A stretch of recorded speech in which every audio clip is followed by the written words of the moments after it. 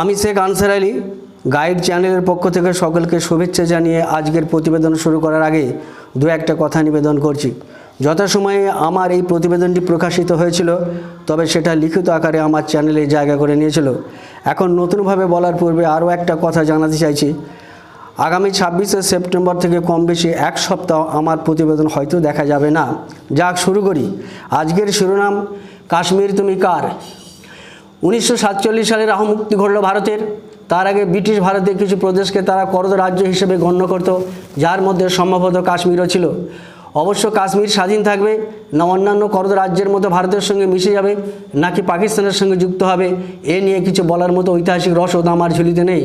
তবে শুনেছি তদানীন্তন ভারতীয় নেতৃবর্গ কাশ্মীরকে যে স্বতন্ত্র অধিকার দিয়েছিল 370 ধারার মাধ্যমে, তা হলো কাশ্মীরের জাতীয় পতাকা আলাদা হবে, কাশ্মীরের জাতীয় ভাষা আলাদা হবে, কাশ্মীরের জাতীয় সঙ্গীত আলাদা হবে, অন্য প্রদেশীয় মানুষেরা কাশ্মীরের সম্পত্তি কিনতে পারবে না, অন্য প্রদেশীয় মানুষেরা কাশ্মীরি মহিলাকে বিবাহ করতে পারবে না, আরও ইত্যাদি ইত্যাদি, যা হয়তো আমার জানার বাইরে। সে যাই হোক, তবে বর্তমান ভারতের কর্ণধার 2019 সালে 5ই আগস্ট 370 ধারা বাতিল করল সংখ্যাধিক্যের জোরে, যা আরও সজীব হয়ে উঠল সুপ্রিম কোর্টের ছোঁয়ায়। সমগ্র দেশ মোদী বন্দনায় ব্যস্ত, যা স্বাভাবিক। শুধু কি তাই, উত্তরপ্রদেশের দাদরিতে গোমাংস রাখার মিথ্যা অভিযোগে আকলাক নামের ব্যক্তিকে পিটিয়ে সাপ মারা, জোর করে জয় শ্রীরাম বলানো, মন্দিরে ঢুকে অহিন্দু জলপান করলে কঠিন শাস্তি, ট্রেনে মুসলিমদের চিহ্নিত করে খুন করা, এসব ঘটনা চাপা পড়ে যাবে 370 ধারা উচ্ছেদ করার মহিমায় ও গরিমায়, যার আলোক ছড়াতে নতুন পালক সংযোজন করতে সুপ্রিম কোর্টের বক্তব্য ওই 370 ধারা ছিল অস্থায়ী, কাজেই সেটার বিলোপ সাধন করতে অসুবিধা কোথায়। তাতে কম বেশি 75 বছর সময় লাগলেই যা। অবশ্য আগেই পার্লামেন্টারি সংখ্যাধিক্যের জোয়ার তাদের অনুকূলে বইতে শুরু করছে। তবে এই সংখ্যাধিক্য জোর আগেই হয়তো অনেক প্রধানমন্ত্রী পেয়েও এই শুভ কাজটি করেননি অথবা করতে চাননি, যা বর্তমান প্রধানমন্ত্রী করে দেখিয়েছেন। ফলে বাড়তি বাহাদুরির দাবি তিনি করতেই পারেন। শুধু তাই নয়, গাড়ি ঘোড়া চললে দু একটা ছাগল তো মরতেই পারে। এক কথায় তিনি কেবল মানুষের ভোটে নির্বাচিত প্রধানমন্ত্রী নন, সংখ্যায় কম হলেও গরু ছাগলের ভোটেও তিনি প্রধানমন্ত্রী, যে গৌরব অন্যান্য প্রধানমন্ত্রীর ললাটে জটেনি। যাক, এখন ওই রায় ছিল অস্থায়ী, এ কথাকে সামনে রেখে মহামান্য আদালতকে বিনয়ের সঙ্গে জিজ্ঞেস করি, 370 ধারা অস্থায়ী এ কথা বললে তদানীন্তন কাশ্মীরি নেতৃবর্গ তা মেনে নিতেন কি? আরও উল্লেখ করি, রাম কাল্পনিক হলেও তাঁকে ভগবান বলে যে কেউ মানতে পারেন, কারণ ধর্মীয় বিশ্বাসের উপর আঘাত হানা ধর্মবিরোধী কাজ।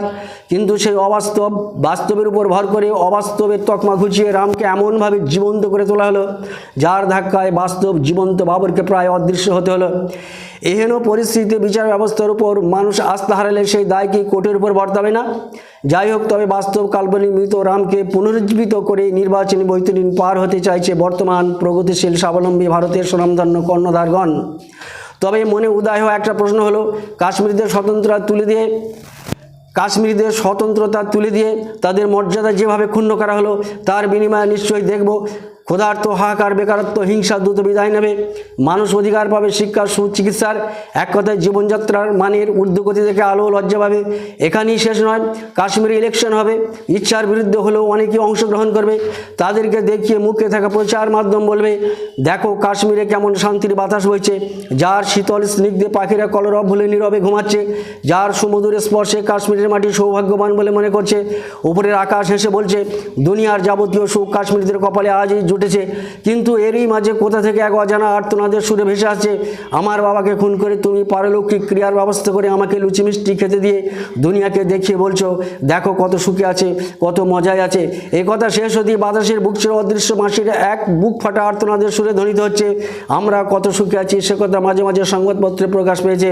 হাতের কাছে প্রমাণ না থাকলো বলে গত 13ই ডিসেম্বর আনন্দবাজার পত্রিকার সম্পাদকীয় কলমে স্বীকৃতির পর এই শিরোনামে শেষ লাইনের আগের লাইনটায় লেখা রয়েছে, অনেক অযথা, অমানবিক, অন্যায্য শৃঙ্খল কাশ্মীরিদের গায়ে আজও পাকে পাকে জড়ানো। পরিশেষে বলি, ভারত সরকারের সিদ্ধান্ত মাথায় পেতে নেব, কিন্তু দেশের নাগরিক হিসেবে সরকারের প্রতিবাদ করাটা গণতান্ত্রিক অধিকারের সীমা লঙ্ঘন করবে না নিশ্চয়। তবে যে কথা শুনতে ঘৃণা লাগে সে কথা শোনাতে নিশ্চয়ই ঘৃণা লাগবে, যে কথা পড়তে ঘৃণা লাগে সে কথা লিখতে নিশ্চয়ই ঘৃণা লাগবে। তাই ইচ্ছার বিরুদ্ধে শত নিন্দা মাথায় নিয়েও লিখছি, কাশ্মীরের জনসাধারণের সিংহভাগটাই অমুসলিম হলে ভারত সরকার এই পদক্ষেপ নিত কি? প্রশ্ন রাখছি, কাশ্মীর তুমি পণ্ডিত নেহরু থেকে মনমোহন সিংয়ের না মোদিজির? সেই সঙ্গে পাক অধিকৃত কাশ্মীরে ভারতীয় পতাকা ওড়াবার আগে চীন অধিকৃত ভারতের সবুজ ঘাসগুলোর বুক চিরে জাতীয় পতাকা পথ করে কবে উঠবে, সেই বুক ভরা আশা তো দিন গুনছে। প্রতিবেদনটা ভালো লাগে সাবস্ক্রাইব, লাইক, শেয়ার করবেন এই আশা রাখছি।